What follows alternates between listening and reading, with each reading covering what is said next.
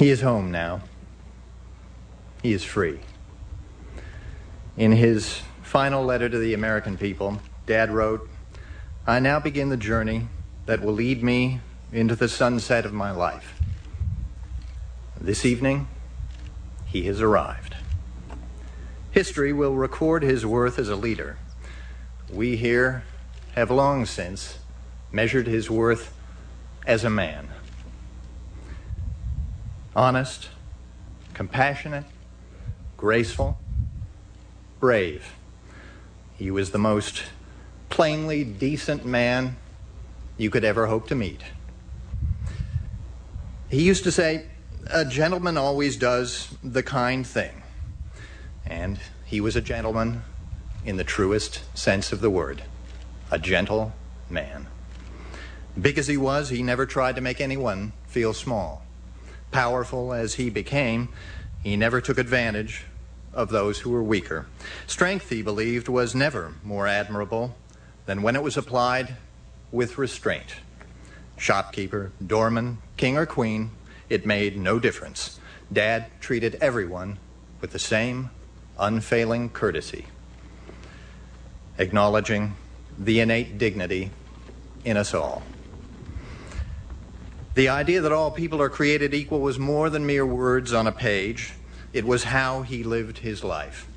And he lived a good, long life. The kind of life good men lead. But I guess I'm just telling you things you already know. Here's something you may not know.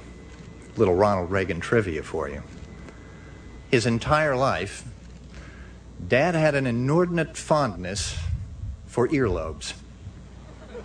Even as a boy, back in Dixon, Illinois, hanging out on a street corner with his friends, they knew that if they were standing next to Dutch, sooner or later, he was going to reach over and grab a hold of their lobe, give it a workup. There, sitting on his lap watching TV as a kid, same story. He'd have a hold of my earlobe. I'm surprised I have any lobes left after all of that. And you didn't have to be a kid to enjoy that sort of treatment.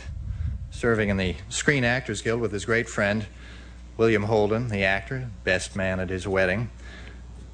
Well, Bill got used to it. They'd be there at the meetings, and Dad would have a hold of his earlobe. There they'd be, some tense labor negotiation, two big Hollywood movie stars, hand in earlobe. He was, as you know, a famously optimistic man. Sometimes such optimism leads you to see the world as you wish it were, as opposed to how it really is. At a certain point in his presidency, Dad decided he was going to revive the thumbs-up gesture. So he went all over the country, of course, giving everybody the thumbs up. Dory and I found ourselves in the presidential limousine one day, returning from some big event. My mother was there, and Dad was, of course, thumbs-upping the crowd along the way. And suddenly, looming in the window on his side of the car was this snarling face. This fellow was reviving an entirely different hand gesture and hoisted an entirely different digit in our direction. Dad saw this and, without missing a beat, turned to us and said, "You see, I think it's catching on." Dad was also a deeply, unabashedly religious man. But he never made the fatal mistake of so many politicians, wearing his faith on his sleeve to gain political advantage. True, after he was shot and nearly killed early in his presidency, he came to believe that God had spared him in order that he might do good. But he accepted that as a responsibility, not a mandate. And there is a profound difference. Humble as he was, he never would have assumed a free pass to heaven. But in his heart of hearts, I suspect he felt he would be welcome there. And so he is home. He is free. Those of us who knew him well will have no trouble imagining his paradise. Golden fields will spread beneath the blue dome of a western sky. Live oaks will shadow the rolling hillsides. And someplace, flowing from years long past, a river will wind towards the sea. Across those fields he will ride a gray mare he calls Nancy D.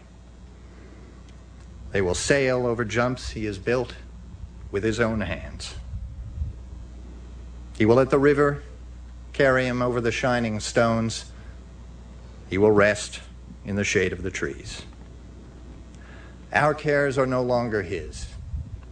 We meet him now only in memory, but we will join him soon enough, all of us, when we are home, when we are free.